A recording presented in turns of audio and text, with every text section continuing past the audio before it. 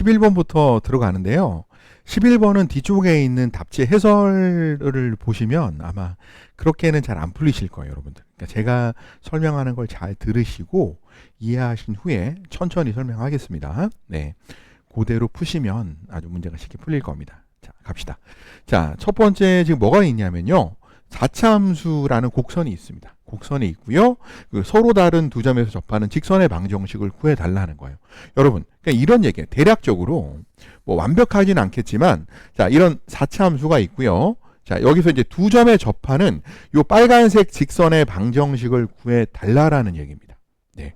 자, 직선의 방정식은요, 문자가 기울기하고 y 절편만 있으면 만들 수 있다라는 장점이 있죠. 예. 그리고 나서 두 점에서 접한다라고 했으니까 우리가 이제 어떤 생각을 해볼 거냐면요. 여기 이 점을 알파라고 하고 이걸 베타라고 한번 해봅시다. 베타라고 해봐요. 네. 그리고 나서 자, x의 4제곱, 네. 마이너스 3 x의 제곱 플러스 2x 얘가 ax 플러스 b와 만나게 되는 두 점이 알파랑 베타입니다. 그쵸? 예. 그럼 제가 요걸 식으로 다시 한번 나타내 보면요.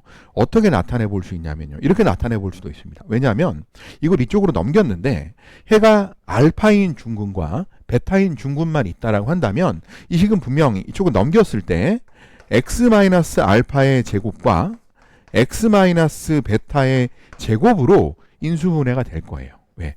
알파에서도 접하고 베타에서도 접할 테니까. 자, 그렇다면 이제 이걸 넘겨가지고요. 우리가 식을 정리를 한번 해보겠습니다. 자, x의 4제곱, 마이너스 3x의 제곱, 그 다음에 플러스 2-a, x, 마이너스 b는 0이라고 하는 요 점이요. 요 점이, 요 직선이, 요 방정식이 이 방정식하고 똑같다라는 거죠. 얘랑 똑같다라는 겁니다. 자, 정리를 한번 해보시면요. 이게 이렇게 정리할 수 있거든요. x의 제곱 마이너스 알파 플러스 베타 x. 자, 플러스 알파 베타의 전체 제곱이다. 그러니까 x 마이너스 알파랑 x 마이너스 베타를 어떻게 했다? 완전히 제곱, 이제 곱한 다음에 제곱을 했다라는 거죠. 자, 근데 이게 다시 0이죠. 그죠? 이렇게. 예. 그리고 나서 이걸 전개를 한번 해보시면요. 똑같이 비교를 한번 해보겠습니다. 자, x제곱의 제곱이니까 x의 4제곱이 당연히 있을 거예요. 자, 그리고 나서 자, 2배에 얘랑 곱한 게 있겠죠. 근데 여기 지금 3차항이 없습니다. 근데 3차항이 나오죠. 그럼 그게 뭐가 되냐면 0이 된다라는 거예요. 자, 마이너스 2배에 알파 더하기 베타 x의 세제곱으로 나오겠죠. 자, 곱셈 공식 아시죠? 2배 이거 곱하기 이거. 근데 얘가 지금 없어요. 무슨 말이냐면 알파 더하기 베타는 뭐가 된다? 0이 된다라는 거예요. 0이 된다라는 건 서로 부호가 반대인 수가 되는 거죠. 여러분, 자, 여러분, 이 어떤 느낌이냐면 이런 느낌이에요. 얘가 지금 4차 함수가 이렇게 있고 직선이 접하는데 여기 가운데 누가 있다? 여기 가운데 y축 지나간다라는 겁니다. 이렇게 y축이 이렇게 지나가기 때문에 얘랑이 부호가 반대다라는 거죠. 무슨 말인지 이해되시죠? 네. 자, 그리고 나서 쭉쭉쭉 계속 전개를 한번 해보겠습니다. 자, 그러면 이제 2차항을 끌어내야 되는데 2차항은 누가 있냐면요. 이 식의 제곱. 이 식의 제곱이니까 자, 더하기 알파 더하기 베타의 제곱하고 x제곱이 있고요. 2배 이거 곱하기 이거 나오죠. 그냥 플러스 2 알파 베타 x의 제곱 이렇게 나옵니다. 2배에 이거 곱하기 이거. 자, 2차항까지 끌어냈는데 봤더니 알파 더하기 베타는 0이었어요. 얘는 0이라는 거 이미 알고 있잖아요. 우리가. 그죠? 얘가 0이죠. 자, 그러면 결국에는 얘가 지금 바로 2차항의 개수가 되는 거죠. 자, 2차항이 개수가 되는 건데, 자, 봅시다. 여기 지금 1차항이 이제 2-a고요. 2-a하고 누구랑 같다? 자, 2알파 베타랑 같더라. 라는 거죠. 네. 자, 그리고, 네. 죄송합니다. 요게 1차항이죠. 2차항의 개수는 마이너스 3이죠. 자, 마이너스 3이니까 알파 베타가 얼마다? 알파 베타가 마이너스 2분의 3이다. 라는 결과가 나왔습니다. 자, 알파 베타가 마이너스 2분의 3이니까요. 얘는 마이너스 루트 2분의 3이고 얘는 플러스 루트 2분의 3이다. 라는 거죠. 자, 그래서 이제 두 가지가 나왔는데 여러분 그러면 우리가 이제 어디까지 발견을 했냐 하면요.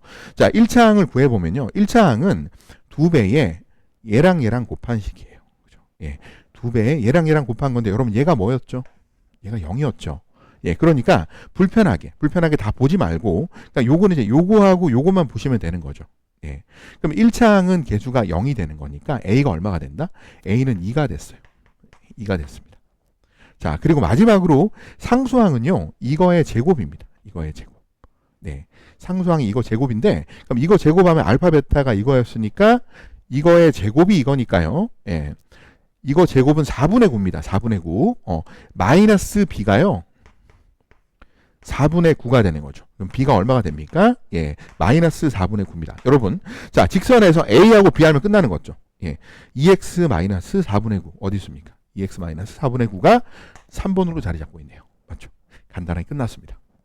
자, 다음으로 넘어가겠습니다.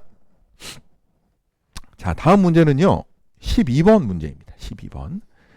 자, 12번 문제를 한번 보시죠. 네. 항상 양인 것은 이렇게 물었습니다. 근데 보기가 없어요. 보기를 잘라서 보기가 좀 살아날 수 있게끔 그림을 여기까지만 살리겠습니다. 자, 보기가 좀 살아날 수 있게. 자, 여기까지만 살립시다. 자, 그리고 이제 fx는 ax의 세제곱 더하기 뭐 이렇게 나와 있는데, 네. 일단은 a는 음수죠. 그러니까 a는 안 된다. 안 되고요. 자, 미분해 보시면은요, f'x 들어갑니다. f'x가 3ax의 제곱 플러스 2bx 플러스 c가 됩니다. 자, 이건 좀 지워야 되겠네요. 자, 이렇게 식이 만들어졌는데 c까지 지우고 다시 씁시다. 자, 이렇게 썼어요. 자, 그리고 나서 봅시다. 여러분 보시기에 알파랑 베타가 y축까지 간격이 베타가 더 멀죠. 그러면 당연히 알파 더하기 베타는 양수가 되어야 되는 게 맞죠. 근데 그 두 근의 합, 이 도함수의 두 근의 합이, 미분계수 0되는 그 두 근의 합이 마이너스 3a분의 2b입니다. 얘가 양수인 거죠. 얘가 양수니까, 자, a분의 b 자체가 음수가 되는 겁니다. 당연히 ab도 음수가 될 수밖에 없겠죠. 자, 그래서 틀렸습니다. 예. 자, 그리고 나서, 이제 c까지 나왔는데, 우리가 이제 a, b, c에서, 일단은 c를 어떻게 파악을 할 것이냐라는 건요. c라는 건요, 여기 있는 이 도함수의 y절편입니다. 제가 만약에, 알파랑 베타에서 0이 되는 도함수를 한번 그려보도록 하겠습니다. 자, 도함수가요, 알파랑 베타에서 0이 된다라고 했습니다. y축이 여기 이렇게 있죠? 예, 그리고 도함수를 그려보면 아래로 볼록한 게 아니라 위로 볼록하면서, 최고차항 계수가 음수니까 위로 볼록하면서 이렇게 y축과 만나더라는 거죠, 여러분. 자, 그럼 이게 바로 c의 값이거든요. c의 값이 양수가 되는 거죠. 그러면 ab가 음수인데 abc 또한 음수가 될 수밖에 없겠네요. 그렇죠? 예, 됐습니다. 자, 여러분, a는 음수고요, c는 양수죠. 당연히 얘도 음수죠. 다 음수입니다. 다 음수. 네.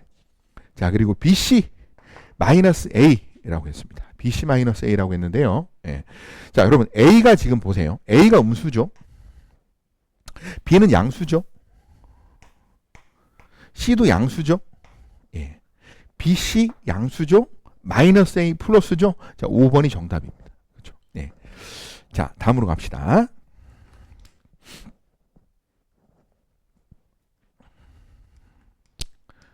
다음은 13번이죠. 네, 13번으로 갑니다.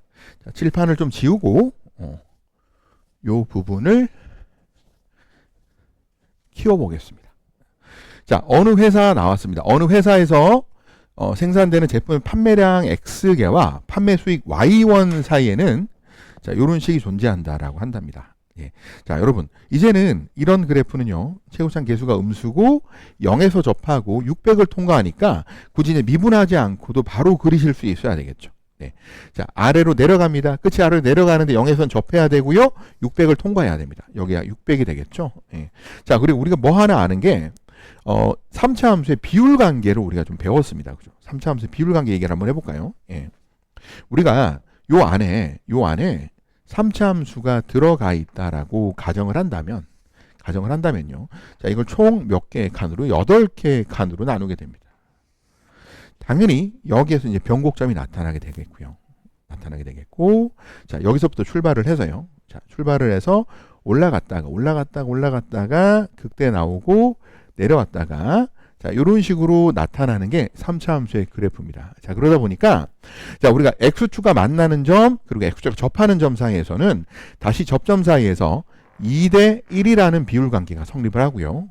다시 통과하는 점에서 접하는 점 사이에 또 극값이 하나 있다면 자 1대 2의 비율이 성립합니다. 자 그리고 나서 항상 성립하는 비율 자 1대 1대 1대 1 비율 네. 요 길이하고 요 길이 똑같겠죠. 그죠? 예. 이런 비율 관계 성립하겠죠. 자, 그렇다면 이때 판매 수익의 최대값이라고 물었다면 당연히 미분을 해서 요 점에 X좌표를 찾아서 다시 대입을 하는 수고를 해야 하지만 자, 우린 이미 알고 있어요. 예. 접하는 부분부터 통과하는 부분 사이에 극값이 있다면 여기 몇 대 몇? 2대 1이다. 여기 얼마다? 400이다. 라는 거죠. 400이다. 자, 판매 수익의 최대값은요. 이 식에다가 X의 자리에다가 400이 들어갔을 때 바로 요 값이 바로 최대값이 되겠다라는 겁니다. 다음으로 넘어갑시다. 자, 14번이 마지막은 아니군요. 16번, 17번 좀 더 있네요. 자, 14번으로 가보겠습니다. 자, 전체적으로 최대한 여러분들이 문제를 좀 편안하게 볼 수 있게 제가 설명을 좀 스피디하게 진행을 하고 있고요. 그리고 좀 제 설명이 빠르다 싶은 분들은 배속을 좀 늦춰서 보셔도 괜찮을 것 같습니다. 네. 자, 14번입니다. 최고차의 계수가 1인 2차 함수 fx에 대해서 gx는 이런 상황, gx는 이렇게 생겼습니다. gx는 이렇게 생겼는데요. 일단 그림을 먼저 확인을 해봅시다, 여러분. 네. gx라는 그림이 어떻게 생겼냐면요. 꼭지점의 x좌표가 1입니다. 1이고요. 뭐 편안하게 정리 한번 해볼까요? x의 제곱 마이너스 2x.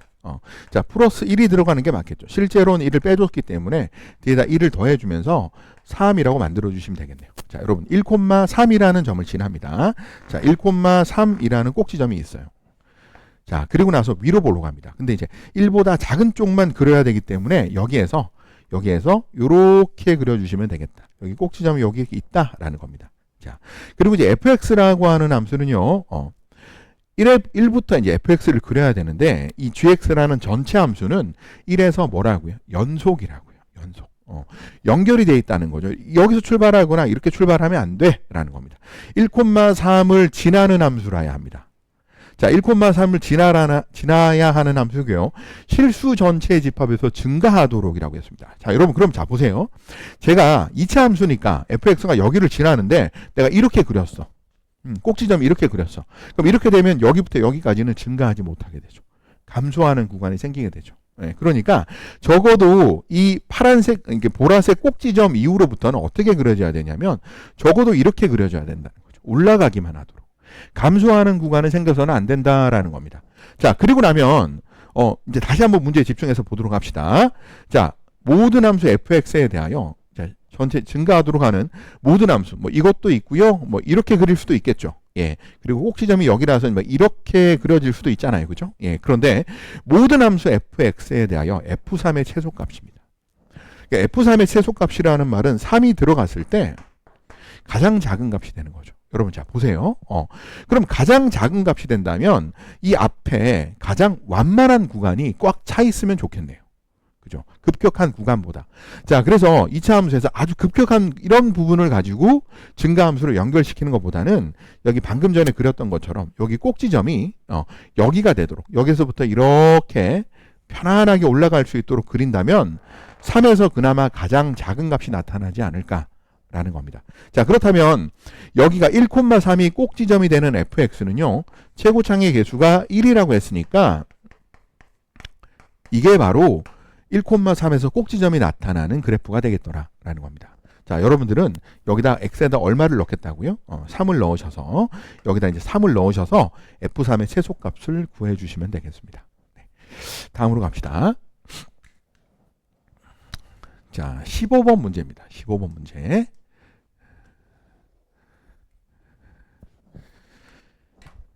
자, 8,000리터의 물이 들어있는 어떤 물탱크에서 20분 동안 하여튼 뭐 물이 빠지나 봐요. 빠지는데 그걸 우리가 구하는 게 아니라 빠지고 있는 물의 양, 빠지고 남은 물의 양, 예, T분 후에 물탱크에 남아있는 물의 부피를 FT라고 했습니다. FT. 네. 그럼 T가 5일 때 남아있는 물의 부피는요. 이런 거죠. 예. 일단은 FT의 순간 변화율을 구하신 다음에 T에다가 5를 대입을 하시는 겁니다. 예. 순간 변화율이라는 게 이런 거죠. FT가 이렇게 있으면요. 순간의 x 변화분의 순간에 줄어드는 물의 부피의 변화입니다. 한마디로 F'T가 되는 거죠. 이게 바로 뭐가 된다고요? 예. 남아있는 물의 부피의 순간 변화율을 구할 수 있는 식이 되는 거죠. 예. 자, 미분을 바로 한번 해보겠습니다. 자, 8000이라는 수는 그냥 가만히 두시고요. 그 다음에 얘를 미분하고 나면 2가 앞으로 떨어집니다. 떨어지겠죠? 예. 곱하기 기호는 나타나도록. 예. 그리고 나서 안에 1-20분의 t 써주시는데, 예. 안에 있는 1-20분의 t도 미분을 해주셔야 됩니다. 자, 그럼 1은 미분하면 뭐 사라지고 없고요. 마이너스 20분의 t는 미분하고 나면 마이너스 20분의 1이 되는 거 맞죠? 이렇게. 예. 이렇게 되기 때문에 이 자체가 바로 F'T, 바로 남아있는 물의 부피의 순간 변화율을 구할 수 있는 도함수가 되겠습니다. 여기다 얼마를 넣는다고요? t에다가 5를 넣겠다라는 겁니다. t에다가 5를 대입하시면 됩니다. 자, 그러면 정답이 나타나겠죠. 예. 다음 문제로 갑니다.